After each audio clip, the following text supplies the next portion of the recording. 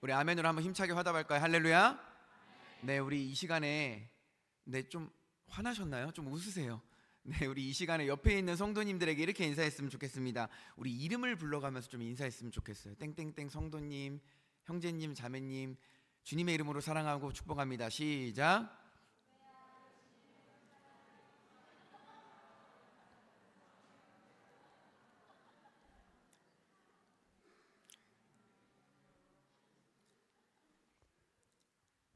네, 이 시간 한 번 더 인사하실 때 우리 이렇게 인사합시다. 땡땡땡 성도님, 여호와의 이름을 똑바로 부릅시다. 시작.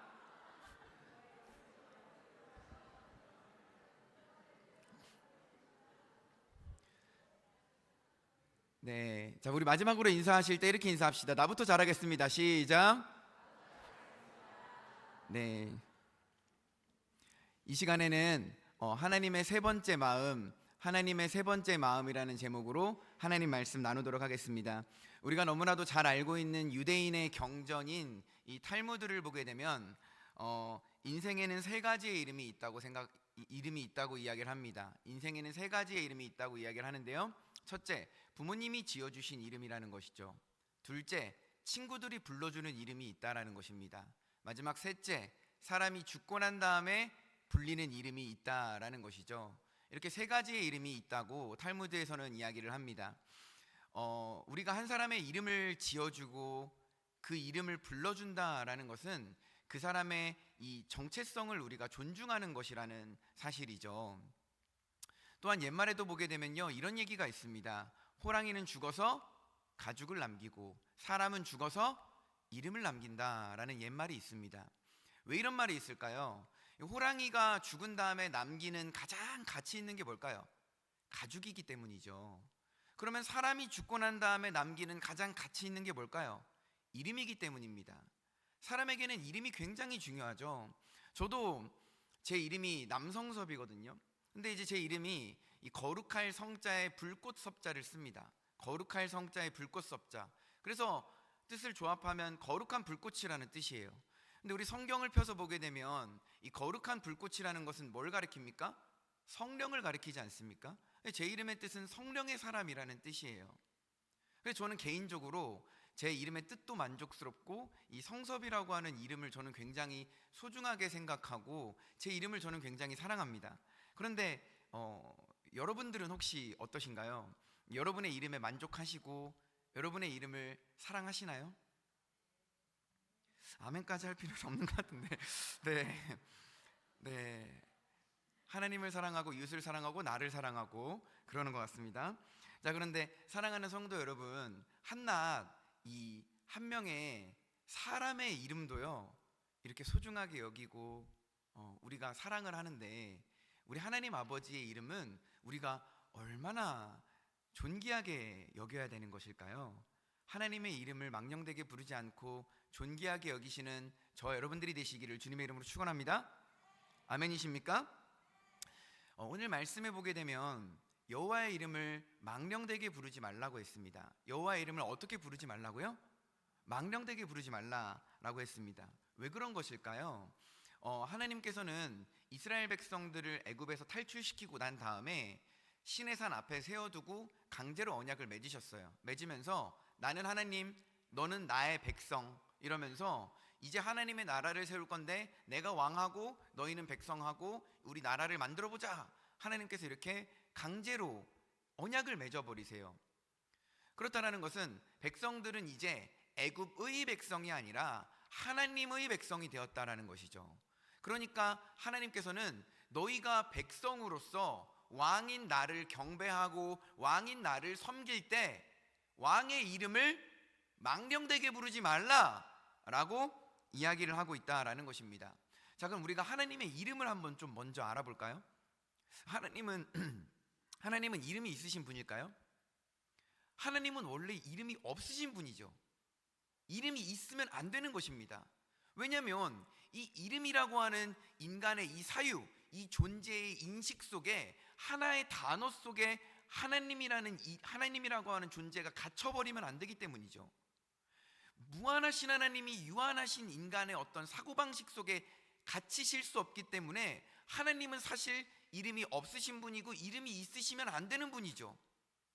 그렇기 때문에 인간이 하나님의 이름을 부르는 것은 굉장히 조심스러운 것이고 굉장히 신성시 여겨야 되는 것이라는 사실입니다. 그래서 하나님께서는요, 인간들과 소통하고 인간들과 교제하기 위해서 굳이 하나님께서 인간들에게 이름을 나타내 주세요. 그래서 인간들이랑 소통하고 교제할 수 있도록 이름을 가르쳐 주시고 알려주셨다라는 것이죠. 인간들의 입장을 위해서, 인간들이 하나님을 부르고 소통하고 교제하기 위해서 이름을 알려주셨다라는 것입니다. 우리가 이제 구약 성경을 이렇게 펼쳐보면 하나님께 이름을 물어봤던 사람들이 굉장히 많이 등장합니다. 창세기 32장에 볼까요? 야곱이 약복 강가에서 하나님하고 씨름할 때 물어봅니다. 당신의 이름이 무엇입니까? 그러니까 이제 알려주지 않으시는 것이죠. 사사기 13장을 볼까요? 여호와의 사자가 삼손의 아버지에게 나타납니다. 나타나서 뭐라 그러냐면 너한테 이제 곧 아이가 태어날 거야 라고 이야기를 하는 것이죠. 그러니까 삼손의 아버지가 놀래가지고 아니 당신이 누구십니까? 당신의 이름이 무엇입니까? 라고 물어보게 되는 것이죠. 그러니까 이 여호와의 사자가 삼손의 아버지에게 뭐라고 대답하냐면 나는 기묘자라 라고 대답합니다. 이 기묘자라는 단어의 뜻이 뭘까요? 영어로 얘기하면 이제 원더풀이라는 거예요. 원더풀이 뭐죠? 놀라운 것이라는 거죠. 하나님의 이름은 신비스럽고 놀라운 것이라는 것입니다. 그러니까 너가 알 수도 없을 뿐더러 너는 하나님의 이름을 부를 수 없다라고 이야기를 하는 것이죠. 또 우리가 너무나도 잘 알고 있는 하나님의 이름을 불렀던 사람이 있지 않습니까? 이름을 물어봤던 사람이 있지 않습니까? 바로 모세예요. 출애굽기 3장 말씀에 보게 되면 하나님께서 불타는 떨기나무 가운데서 모세를 만나 주십니다. 그래서 모세한테 소명을 주시죠. 바로에게 가서 내 백성들을 애굽에서 다 탈출시켜라. 사명을 주시고 보냅니다. 보내는데 이제 모세가 그래요. 아니 가가지고 나를 보낸 사람이 누구냐고 물어보면 내가 뭐라고 대답해야 됩니까? 라고 물어봐요. 그러니까 하나님께서 자신의 존재를 어떻게 설명하십니까? 나는 스스로 있는 자니라 라고 이야기를 하시는 것이죠. 이것도 이름이 아니에요. 하나님께서 내 이름은 뭐 남성섭이 뭐 이런 식으로 말씀하시지 않았어요. 하나님은 나는 스스로 있는 자니다 라고 이야기를 하셨다라는 거예요. 그런데 나는 스스로 있는 자다 라고 하는 이 말이 명사화가 돼서 여호와가 되어버렸다라는 사실입니다. 여러분 출애굽기 16장에 보면 하나님께서 불평불만하는 이스라엘 백성들에게 만나라는 음식을 주세요. 근데 이스라엘 백성들이 만나를 딱 처음 보는 순간 뭐라 그럽니까? 이것이 무엇이냐라고 물음표를 남기기 시작해요. 이것이 무엇이냐라고 하는 말이 명사화가 돼서 만나가 되어버렸다라는 거예요. 마찬가지로 하나님께서는 자신의 존재가 어떤 분이신지를 그냥 가르쳐 주신 것이지 이름이 뭐뭐뭐다라고 명확하게 이야기해 주시지 않으셨다라는 거예요. 하나님의 이름은 여호와라고 우리가 그래서 불리게 되었다라는 것입니다. 그런데 하나님께서는 우리와 소통하고 우리와 교제하기 위해서 인격적인 관계를 맺어가시기 위해서 하나님의 이름을 우리에게 몇 개 가르쳐 주셨어요. 성경에 보면 하나님의 이름이 몇 개 나옵니다. 예를 들면 뭐가 있을까요? 여호와 이레라는 이름이 있죠. 여호와 이레 무슨 뜻입니까? 하나님이 준비하셨다. 여호와 니시라는 이름도 있죠. 여호와는 나의 깃발, 여호와는 나의 승리라는 이름이 있습니다. 여호와 샬롬 무슨 뜻입니까? 하나님은 평안이시다, 평강이신 하나님이시다 라는 것이죠. 그리고 또한 여호와 체바오트 이런 표현이 있습니다. 뭡니까? 만군의 하나님 여호와라는 뜻입니다. 그리고 또한 여호와 로이라는 말도 있어요. 여호와 로이. 이 여호와 로이는 무슨 뜻이냐면 여호와는 나의 목자다라는 뜻이죠. 그리고 또 여호와 삼마라는 단어가 있습니다. 무슨 뜻이죠? 여호와가 거기에 계신다라는 뜻이죠. 그리고 또한 여호와 라파, 하나님은 치료하는 하나님이다. 이러한 다양한 성경에 나오는 하나님의 이름을 하나님께서는 우리에게 가르쳐 주셨어요. 그렇기 때문에 인간들이 하나님과 인격적인 관계를 맺어갈 때 하나님이라고 하는 신, 하나님이라고 하는 창조주, 조물주 그 대상을 우리가 부르면서 기도하고 교제할 수 있도록 이름을 허락해 주셨다라는 거예요. 원래 하나님은 이름이 없으신 분일 뿐더러 이름이 있으셔도 안 되시는 분이라는 사실이죠. 인간들이 하나님을 여호와라고 부르기 시작했다라는 것입니다. 그런데 중요한 것은 여호와의 이름을 부를 수 있다는 것 자체가 굉장히 큰 은혜예요. 왠지 아십니까? 여호와의 이름을 만약에 우리가 부르지 못한다면 어떻게 될까요? 요엘 2장에 보게 되면 여호와의 이름을 부르는 자는 구원을 받으리라. 사도행전 2장에 보게 되면 주의 이름을 부르는 자는 구원을 받으리라. 이게 무슨 말이냐면요, 여호와를 모르면 여호와의 이름 자체를 부를 수가 없어요. 여호와의 이름을 부르지 못한다는 건 뭡니까? 구원받지 못한 백성이라는 거죠. 그러니까 여호와의 이름을 알고 여호와의 이름을 부를 수 있다는 것 자체가 내가 하나님의 백성이자 구원받은 백성이라는 사실입니다. 그러니까 여호와의 이름도 모르고 여호와의 이름도 부를 줄도 모른다면 그것은 구원받지 못한 백성이라는 것이죠.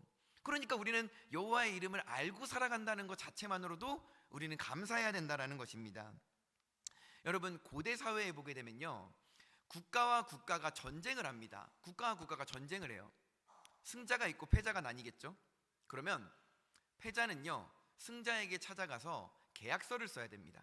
근데 계약서를 쓸 때 고대 사회에는 계약서를 꼭 2장씩 썼어요. 한 장은 승자가 갖고 한 장은 패자가 갖습니다. 2장을 나눠 가져요. 근데 이제 뭐 어떤 나라가 싸웠느냐에 따라서 또 무엇을 뺏어오고 싶으냐에 따라서 여러 가지로 이제 계약서의 조건들이 달리겠죠. 그런데 필수적으로 2가지의 조건은 꼭 기록되어야 됐습니다. 첫 번째 조건이 뭐냐? 패자는 승자의 나라를 섬겨야 됩니다. 이게 첫 번째 조건이에요. 두 번째 조건은 뭐냐? 패자의 나라가 만약에 외세로부터 침략을 당한다면 승자의 나라는, 이 패자의 나라가 승자의 나라의 속국이 되었지 않습니까? 그러니까 승자의 나라는 패자의 나라가 외세로부터 침략을 당할 때 반드시 가서 도와줘야 된다라는 조항을 적어서 이 계약서를 썼습니다. 그래서 패자의 국가가 승자의 국가의 속국이 되어버리는, 이게 바로 고대 시대에 전쟁을 하고 난 다음에 쓰게 되는 조약서였다라는 거죠. 그래서 패자의 나라가 만약에 침략을 받지 않습니까? 그럼 승자의 나라에 가서 왕 앞에서 뭐라 그러냐면 왕의 이름을 불러야 됩니다. 왕의 이름을 부르면서 왕이시여, 우리나라가 지금 당신의 속국에 된 우리나라가 지금 침략을 당하니 와서 도와주세요라고 왕의 이름을 부르면서 외쳐야지만 그 왕이 가서 도와준다라는 거예요. 마찬가지로 여호와의 이름을 부르는 자만이 여호와의 도움과 지키심을 받고 여호와로부터 구원을 얻으실 줄을 믿으시기를 주님의 이름으로 축원합니다. 아멘이십니까? 그래서 여호와의 이름을 부르는 것은 굉장히 중요한 것이지만 또한 여호와의 이름을 부르는 것은 굉장히 조심스러운 부분이어야 한다라는 것이죠. 왜냐하면 이 히브리 민족의 서기관들은요, 성경을 필사할 때 이제 성경이 맨 처음 원본이 있었겠지 않습니까? 이 원본을 보고 똑같이 베껴 써가지고 또 다른 복사본, 사본을 만들지 않습니까? 그런데 성경을 이렇게 옮겨서 기록할 때 여호와라고 하는 하나님의 이름이 나오거나 단어가 나오면 어떻게 하냐면 이 사람들이 펜을 내려놓습니다. 내려놓고 자리에서 벌떡 일어나요. 그래가지고 가서 샤워를 싹 하고 옵니다. 그리고 기름을 바르고요, 그 다음에 여호와라고 하는 이름을 적는 그 전용 펜을 듭니다. 그래가지고 여호와라는 이름은 또 덜덜덜덜 떨면서 아주 그냥 조심스럽게, 아주 그냥 경외하는 마음으로 이름을 적어요. 근데 히브리어로 기록된 구약 성경을 맨 처음 보게 되면요, 원본을 보게 되면 어떻게 기록되어 있냐면 보통 사본들은요, 모음이 기록되어 있지 않습니다. 자음만 기록되어 있어요. 기역, 니은, 디귿, 리을만 기록되어 있습니다. 후대의 학자들이 이렇게 기록되어진 성경을 보고 머리가 터졌어요. 아니, 어떻게 성경이 기역, 니은, 디귿, 리을만 기록되어 있냐. 그래가지고 후대의 학자들이 이것을 연구해가지고 이 자음만 기록된 성경에다가 모음을 붙였습니다. 그래서 여호와라고 하는 단어를요, 맨 처음에는 아도나이라고 자음으로만 읽었거든요. 근데 여기다가 모음을 붙여가지고 여호와라고 부르게 되었다라는 거예요. 그래서 여호와의 이름을 하나 적는 것도 굉장히 신성시 여기면서 조심스럽게 이름을 기록했다라는 거예요. 유대인들은요, 히브리 민족들은 하나님의 이름을 하나 적는 것조차도 이렇게 귀하게 여겼습니다. 그런데 하나님께서 하나님의 아들이신 예수 그리스도를 이 땅에 보냈죠. 성자 예수님, 말씀이 육신이 돼서 하나님이 되셔서 이 땅에 오신 예수님이 육신을 입고 이 땅에 오셨습니다. 그런데 유대인들이 어떻게 했죠? 자기들이 그렇게 벌벌 떨면서 신성시 여겼던 그 하나님을 유대인들이 자기 손으로 예수님을 죽였다라는 거예요. 훗날 이 유대인들이 예수님을 믿게 되었을 때 받게 될 충격을 한번 생각해 보세요. 우리 민족들, 우리 가문들, 아브라함부터 시작해서 몇 천 년 동안 우리 조상들이 그렇게 하나님을 벌벌벌 떨면서 신성시 여기면서 섬겼는데 그 하나님을 내가 내 손으로 죽여버린 것이죠. 유대인들이 얼마나 겁에 질리고 얼마나 죄책감 가운데 시달렸을까요? 여러분, 하나님의 이름은 그렇게 신성시 여겨지고 하나님의 이름은 그렇게 존귀하게 여겨져야 된다라는 것입니다. 그런데 이때 당시만 하더라도 많은 주변의 이방 나라 국가들, 그리고 특히 애굽이라고 하는 나라는요, 자기들이 만든 우상에다가 이름을 붙였습니다. 그래서 이 우상의 이름을 자기들이 주문을 외우듯이 주수를 외우듯이 부르면서 기도를 했다라는 거예요. 그러니까 이스라엘 백성들이 이방 민족들을 보면서 쟤네들이 믿는 저 신에다가 이름을 붙이고 그렇게 마음대로 주수를 외우듯이 지네 소원 들어달라고 기도를 하네. 그것을 배워온 이스라엘 백성들이 하나님의 이름을, 여호와를 부르면서 자기 소원을 들어달라고 마치 우상에게 이름을 부르면서 기도하듯이 그렇게 부르기 시작했다라는 것이죠. 그래서 하나님께서 안 되겠다, 이 백성들을 광야로 끌고 낸 다음에 뭐라고 하시냐면 여호와의 이름을 망령되게 부르지 말라라고 이야기를 하셨다라는 것이죠. 자, 그렇다면 여호와의 이름을 우리가 존귀히 여겨야 되는 거 알겠어요.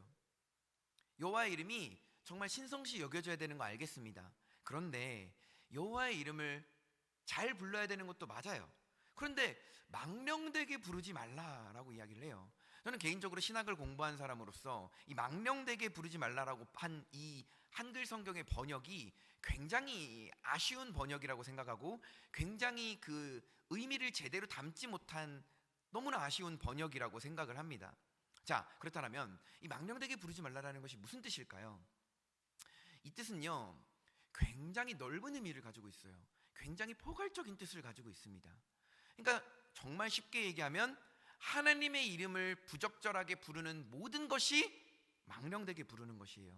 하나님의 이름을 부적절하게 부르는 모든 것이 망령되게 부르는 것이라는 사실입니다. 대표적으로 보게 되면 네 가지가 있는데요. 첫째, 하나님의 이름을 공허하게 부르면 안 됩니다. 둘째, 하나님의 이름을 헛되게 부르면 안 돼요. 셋째, 하나님의 이름을 허무하게 부르면 안 됩니다. 넷째, 하나님의 이름을 거짓되게 부르면 안 돼요. 허무하고 공허하고 헛되고 거짓되게 부르는 이러한 것들은 하나님의 이름을 망령되고 부적절하게 부르는 것이라고 볼 수 있는 것이죠. 왜냐하면 이스라엘 백성들이 하나님께서 1계명 뭐라 그러셨습니까? 다른 신을 내게 두지 말라. 2계명 뭐라 그러셨죠? 다른 신이랑 나 여호와 하나님을 형상으로 만들지 말라 그랬어요. 그리고 3계명에서는 여호와의 이름을 망령되게 부르지 말라라 그랬습니다. 이것은 무슨 말이냐면 다른 이방 민족들은 이미 벌써 우상을 만들어 섬기고 있었어요. 우상을 형상으로 만들어내고 있었습니다. 그리고 그 형상에다가 이름을 붙여서 자신들의 우상으로 삼은 그 형상을 향해서 절하고 이름을 부르면서 기도하고 주수를 외우고 있었어요. 그러니까 이스라엘 백성들이 이것들을 보고 배워서 마치 하나님도 형상 안에 가둬서 만들지 말고 하나님도 니네가 부르는 이름 안에 가둔 다음에 그 이름을 부르면서 마치 너네가 하나님을 조종하고 하나님에게 주수를 외우듯이 그런 식으로 하나님을 섬기지 말라라는 명령을 지금 3계명을 통해서 하고 있다라는 것입니다. 만약에 하나님의 이름을 이렇게 우상을 부르듯이 부르고 내 목적과 내 의도를 가지고 하나님을 이용해 먹으려고 그렇게 이름을 부른다면 이것은 망령된 것이고 하나님께서는 이렇게 망령되게 부르는 자를 죄 있는 자다라고 하시겠다고 하셨습니다. 자, 그렇다면 하나님의 이름을 우리가 망령되게 부르면 어떻게 될까요? 구약에 보게 되면 레위기 24장에 보게 되면 하나님을 저주하고 모독했던 사람이 나옵니다. 하나님의 이름을 저주하고 모독했던 사람이 나오는데 이 사람들이 제보를 해가지고 모세 앞에 끌려옵니다. 그래가지고 결국엔 어떻게 되냐면 이 사람이 이스라엘의 진영 밖으로 내끌어쳐서 돌에 쳐맞아 죽어버립니다. 그런데 죽기 직전에 사람들이 이 사람에게 무엇을 하냐면 이 사람의 머리 위에다가 다 이렇게 손을 얹게 됩니다. 왜 손을 얹었을까요? 여러분, 여호와의 이름을 저주하고 모독한 사람이 있었습니다. 그러면 여호와의 이름을 원망하고 저주하고 모독하면서 막 뭐라 얘기를 했겠죠? 그럼 주변 사람들이 그 이야기를 들었겠죠? 그럼 그 이야기를 들은 사람들은 어떻게 되는 것입니까? 부정하게 되는 거예요. 그러니까 진영 밖으로 끌어낸 다음에 그 사람의 머리 위에다가 손을 얹는 겁니다. 손을 얹으면서 내가 가지고 있는 부정을 이 사람에게다가 다 떠넘기는 것이죠. 전가시키는 겁니다. 우리 책임을 전가한다고 하지 않습니까? 내가 가진 부정을 이 사람에게 다 전가시키는 거예요. 그런 다음에 이 사람을 돌로 쳐 죽여버리는 것입니다. 여러분, 여호와의 이름을 저주하고 모독하고 망령되게 부르는 자는 구약 시대 때는 이 사람을 돌로 쳐서 죽여버렸다라는 것입니다. 자, 그렇다면 하나님의 이름을 망령되게 부른다라는 것에는요, 너무나도 많은 의미가 있지만 대표적으로 두 가지 의미가 있어요. 우리가 구약에서 한 개, 신약에서 한 개의 의미를 좀 살펴보려고 합니다. 구약을 보게 되면 이스라엘 백성들이 광야 생활을 하면서 하나님을 욕해요. 하나님을 원망합니다. 나 애굽에서 살 때가 좋았는데 왜 여기를 다 끄집어 내가지고 나 이 고생을 시키냐 하면서 물 달라고 욕하고 음식 달라고 욕하고 이 길로 가기 싫다고 욕하고 모세도 욕해, 하나님도 욕해. 아주 그냥 하나님의 원망을 합니다. 불평불만까지 하고. 그런데 이게 어떤 의미를 담고 있냐면 단순히 돌에 쳐맞아 죽는다라는 의미뿐만 아니라 더 큰 의미를 가지고 있어요. 여러분, 지금도 현재 방영되고 있는 TV 프로그램인데 우리 런닝맨이라고 하는 프로그램을 아시나요? 이 프로그램이 한 10년 전에 만들어질 초창기 때 굉장히 유행했었던 게임이 뭐였냐면 세트장 안에 출연진들을 다 넣어놓고 그 옷을 똑같은 걸 다 입힙니다. 근데 옷 뒤에 그 사람의 이름표를 다 붙여놔요. 찍찍이로, 이렇게 찍 뗄 수 있는 찍찍이로 이름표를 다 붙여놓습니다. 우리 보슬이 까슬이라고도 하죠. 그래서 이름표를 다 붙여놔요. 그래가지고 막 뛰어다니면서 상대방의 이름표를 떼잖아요. 그럼 그 사람은 게임 내에서 죽는 거예요. 그래서 세트장 밖으로 퇴장됩니다. 세트장 안에 들어와서 더 이상 게임을 할 수 없게 되는 거예요. 마찬가지로 여러분, 하나님께서는 우리를 하나님의 백성으로 삼아 주셨어요. 우리 마음속에는요, 다 하나님의 백성이라고 하는 이름표가 붙어져 있어요. 근데 내가 하나님을 원망하고 욕하고 저주하고 모독하는 순간 우리 가슴 속에 붙어 있는 하나님의 백성이라고 하는 이름표가 강제로 제거되는 거예요. 우리가 하나님을 욕하고 망령되게 부른다는 것은 하나님의 백성에서 제명된다라는 겁니다. 그러니까 구약시대 때 하나님의 이름을 망령되게 부른다? 이것은 굉장히 어마무시한 의미가 담겨져 있는 것이죠. 그래서 하나님의 이름을 망령되게 부르면 안 된다라는 것이죠. 신약에서 볼까요? 신약에서 보게 되면 우리가 기도할 때 누구의 이름으로 기도하죠? 예수님의 이름으로 기도합니다. 아멘 하고 기도하지 않습니까? 우리가 예수님의 이름으로써 하나님 앞에 나아가서 기도를 할 수 있는 것이죠. 예수님의 이름을 힘입어서 우리가 하나님 앞에 나아갈 수 있는 것입니다. 근데 우리가 예수님의 이름으로 하나님 앞에 나아가는데 기도를 하고 나서 우리가 믿지 않아요. 의심해요. 두려워합니다. 불안해해요. 걱정합니다. 마음속에 염려가 너무나 가득해요. 그러면 예수님의 이름을 힘입어서 하나님 앞에 나아갔는데 우리가 이러한 태도를 보인다? 그러면 우리는 예수님의 이름을 망령되게 하는 것이라는 것이죠. 믿지 못하고 의심하고 두려워 떠는 것은 여호와의 이름을 망령되게 부르는 것이라는 사실입니다.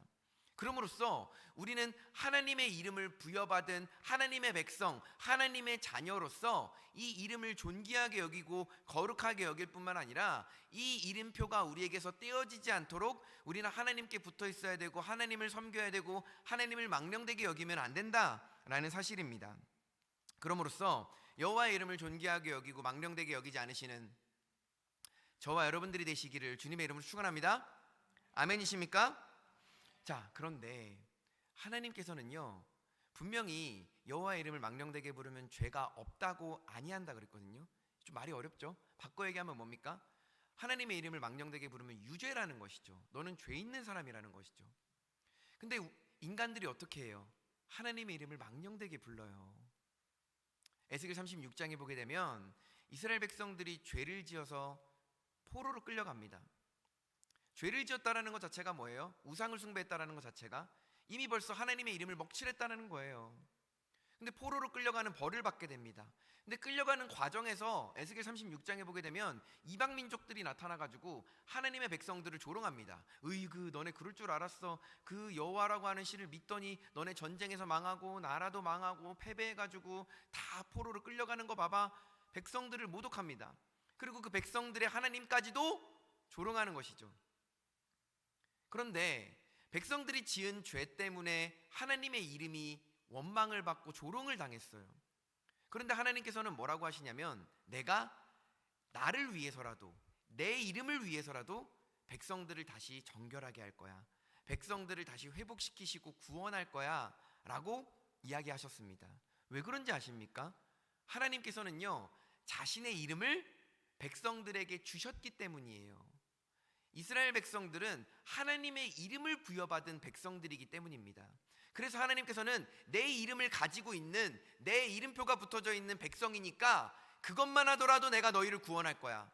그걸 봐서라도 내가 너희를 다시 회복시킬 거야. 그걸 봐서라도 내가 내 이름이 붙어 있는 너희를 내가 다시 구원할 거야 라고 말씀하시는 것이죠. 그래서 우리 시편 23편 3절에 보면 유명한 말씀이 있지 않습니까? 내 영혼을 소생시키시고 자기의 이름을 위하여 의의 길로 인도하시는도다.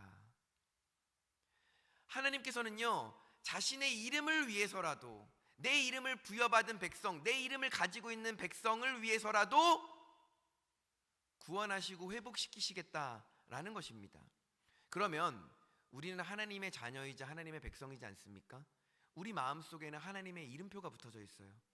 우리는 하나님의 이름을 부여받은 하나님의 백성들입니다. 그러면 우리가 어떻게 살아가는 것이 하나님의 이름을 망령되게 하지 않는 것일까요? 우리가 하나님의 백성으로서 백성답게 살아가면 되죠. 세상 사람들에게 저 사람은 크리스찬인데 저 사람은 진짜 크리스찬이구나, 저런 사람이 크리스찬이지, 야 교회 다니는 사람들은 저런가 봐, 우리가 이런 모습을 보여줄 때 하나님의 자녀인 우리도 조롱당하지 아니하고 하나님도 조롱당하시지 않으신다라는 사실이죠.